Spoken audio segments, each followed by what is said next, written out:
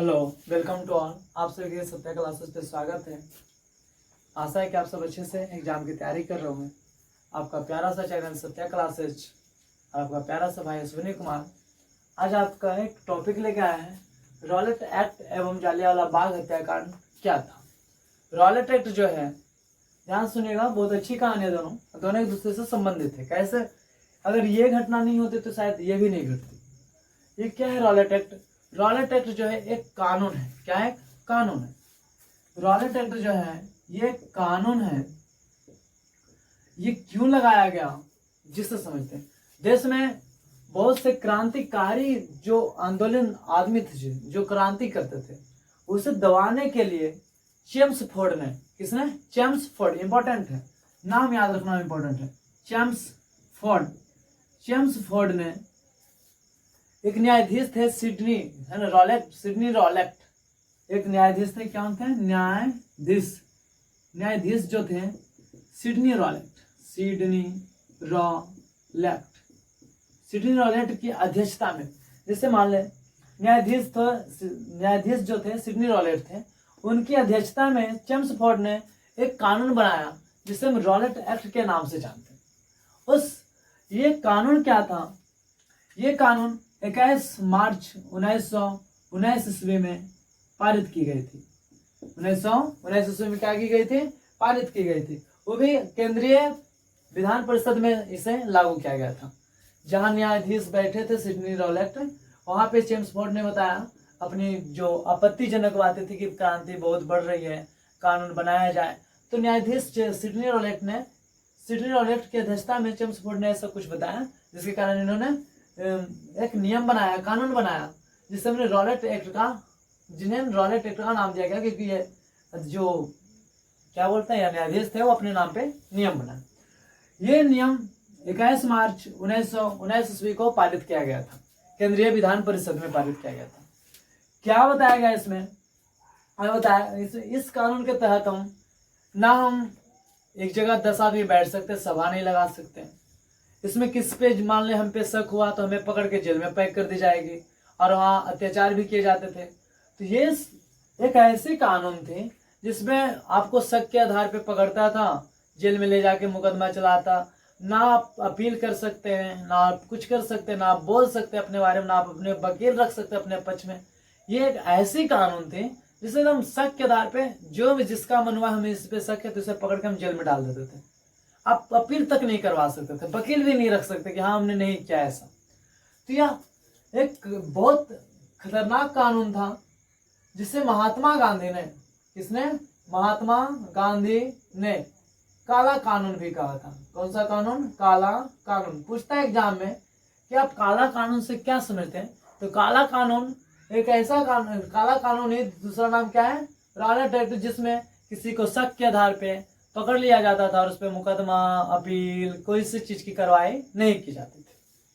किनकी अध्यक्षता में की गई थी? सिडनी रॉलेट की अध्यक्षता में। कब पारित किया गया? 21 मार्च 1919 ईस्वी में केंद्रीय विधान परिषद में पारित किया गया। ये सब नियम जब लगे, रॉलेट एक्ट जब लागू किया गया, तो गांधी जी ने इसके विरोध में एक सत्याग्रह किया। और सत्याग्रह में गिरफ्तारी भी दी गांधी। बहुत सारे लोगों ने क्या दिया? गिरफ्तारी भी कराया खुद का। 6 अप्रैल की बात करते, 6 अप्रैल को 1919 को पूरे देश में हड़ताल छा गए। पूरे देश की बात करते, देशव्यापी हड़ताल छा गया 6 अप्रैल को। और 6 अप्रैल को पूरे देशव्यापी क्या छा गए? हड़ताल छा गए। पूरे देश में हड़ताल किया गया। जब ये हड़ताल हुआ उसके 3 दिन के बाद, यानी 9 अप्रैल की बात करें, 9 अप्रैल 1919 की बात करें, 9 अप्रैल 1919 की जब बात करें, तो यहाँ पे 2 स्थानीय जो नेता थे, जो कि नेता सत्यपाल और किचलू थे। कौन थे? सत्यपाल और किचलू। डॉक्टर सत्यपाल और किचलू थे, स्थानीय नेता थे। इन्हें गिरफ्तार कर लिया गया, जो कि जाने माने नेता थे और ये सदस्य भी थे। तो ये जब 9 अप्रैल 1919 ईस्वी को इन्हें गिरफ्तार किया गया, तो इनके गिरफ्तारी को लेकर जनता में असंतोष की भावना जग गई।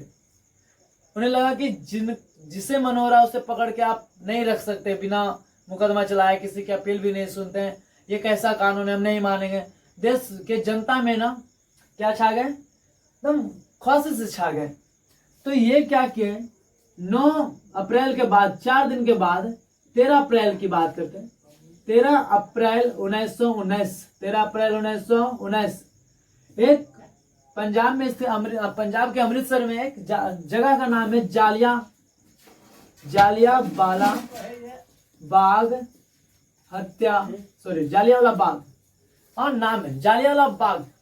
वहां पे लोग शांति से सभा लगा के वो डिस्कस करने गए थे वहां पे कि भाई ये जो नियम है इसे कुछ किया जाए, हटाया जाए, ये बहुत समस्या उत्पन्न कर रही है, किसी को भी पकड़ के गिरफ्तारी की जा रही है, बहुत मारपीट किया जा रहा है। तो इसके लिए लोग, जनता जो है, और ये सतपाल की जो जाने माने डॉक्टर थे उनको के लेकर ये जालियांवाला बाग में शांति समझौता के लिए गए। ये नहीं चाह रहे थे कि वहां लड़ाई हो, एक शांति समझौता लेके गए और वहां सभा लगा। वहां की जो मजिस्ट्रेट थे, जिला मजिस्ट्रेट जनरल ओ डायर, कौन थे, जिला मजिस्ट्रेट जनरल ओ डायर, कौन थे, जनरल ओ डायर। इन्होंने बिना चेतावनी दिए, ये चेतावनी भी नहीं दिए, बिना चेतावनी दिए अंधाधुंध गोलियां चलाई। सबसे दिक्कत वाली इस बात इस थी कि ये जो मैदान था, जालियांवाला बाग जो मैदान था, उसमें बस एंट्री पॉइंट और एग्जिट पॉइंट दोनों सेम थे, एक ही थे। अंदर जाने के और बाहर आने के एक ही रास्ता था। इसमें इस बाग में एक कुआं था, बहुत सारे लोग जान बचाने के लिए इस कुआं में कूदे, तो बहुत सारे लोग उसमें कूदते गए तो अंदर ही मरे गए। तो ये एक बहुत ही दुखद घटना थी।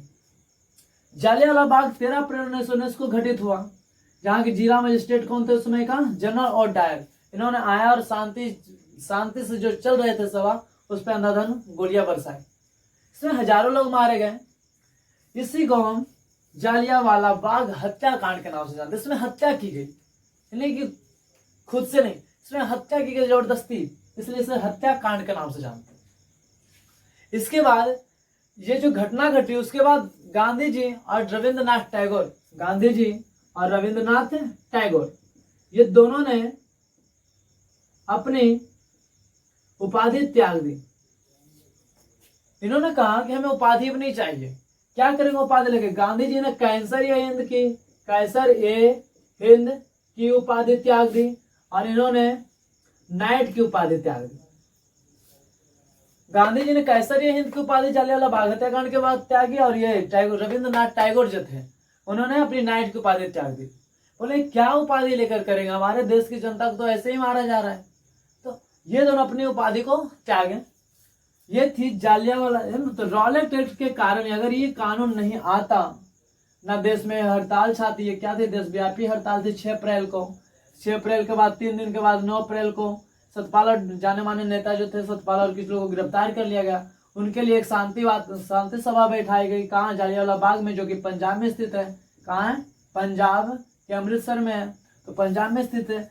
तो वहाँ की जो पंजाब के जो अमृतसर जिला के मजिस्ट्रेट थे जनरल ओ डायर, उन्होंने शांति पूर्वक चल रहे सभा को आकर डायरेक्ट क्या यहाँ पे अंधाधुंध गोलियां बरसाई, जिसमें हजारों लोग मारे गए। इसलिए इसे जालियांवाला बाग हत्याकांड भी कहते हैं। पूछता है कि कैंसर या हिंद की उपाधि गांधी जी ने कब त्यागी, तो जालियांवाला बाग हत्याकांड की बात, या तो सिंपल भाषा में कर सकते 1919 ईस्वी में। तो ये रॉलेट एक्ट जो कानून थी, जो कि 21 मार्च 1919 ईस्वी में पारित हुई, किनकी अध्यक्षता में, सिडनी रॉलेट की अध्यक्षता में। उन्होंने डिसीजन किसने दिया, चेम्सफोर्ड ने। तो ये जो कानून था ये बहुत गंदा कानून था, जिसे महात्मा गांधी ने काला कानून के भी नाम दिया था। इस कानून से जनता में असंतोष की भावना बहुत ज्यादा जग गई थी, जिस कारण ये हड़ताल हुए। हड़ताल के बाद ये सभा बैठा है और ये जालियांवाला बाग हत्याकांड घटित हुई। तो ये आपका एग्जाम में पूछे जाने वाला बहुत इंपॉर्टेंट क्वेश्चन है ना। इस सब पर ध्यान देना है और इसे समझ के रखना है। आप पॉइंट को अगर कहानी की तरह समझें कि सबसे पहले 21 मार्च को जो रॉलेट एक्ट आया, अप्रैल के कुछ दिन 10 दिन, या 10 दिन नहीं 10 दिन 15 दिन के बाद देशव्यापी हड़ताल हुआ। इससे 21 9 23 और फिर 6 तो 1915 है ना, 15 दिन के बाद जो देशव्यापी हड़ताल हुआ, ये कानून लगने के बाद ही ये हड़ताल चालू हुई। ये कानून ना लगता ना ये हड़ताल होता, ना हड़ताल होता ना इन्हें गिरफ्तार की जाती, ना इन्हें गिरफ्तार की जाती, ना यहाँ पे सवाल लगता, ना ये घटना घटती। तो जालियांवाला बाग हत्याकांड का मुख्य कारण ये था, कौन कानून? Rowlatt act. तो पूछता है जालियांवाला बाग हत्याकांड होने का प्रमुख कारण क्या है? तो रॉलेट एक्ट कानून आना। ये कानून ना आता ना संभावना थी यहाँ सभा लगने की। धन्यवाद। ऐसे क्वेश्चन के लिए आप बने रहे।